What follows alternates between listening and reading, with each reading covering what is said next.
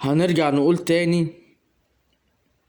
الدولار في البنك المركزي هيوصل ل30 جنيه، في السوق السودا هيعدي 40 جنيه بكتير.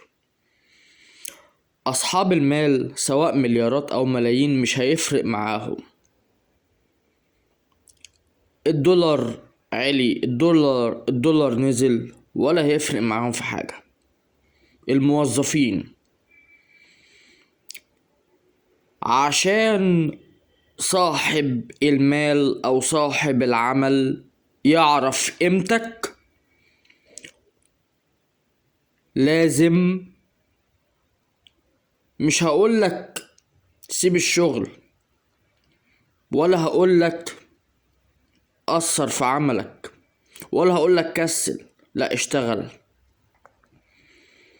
بس اعمل اي طريقة تحسسه ان الشغل من غيرك هيقف، فهيضطر يا اما يزود مرتبك يا اما يقولك متشكرين.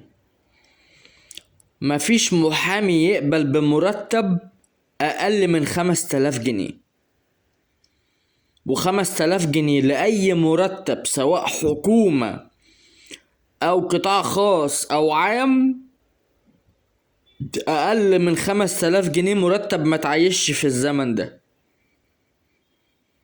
أنا بقول لكم تشتغل تاخد 5000 جنيه في الشهر على الأقل. الأسعار هتولع نار، وصحاب الأعمال أصحاب الملايين أصحاب المليارات مش هتفرق معهم حاجة، وهيفضلوا يمرمطوا في الموظفين مرمطة. لو يقدروا يشغلوهم ببلاش هيشغلوهم ببلاش، ما عندهمش مشكلة. الظلم ظلم، مفيش مشكلة،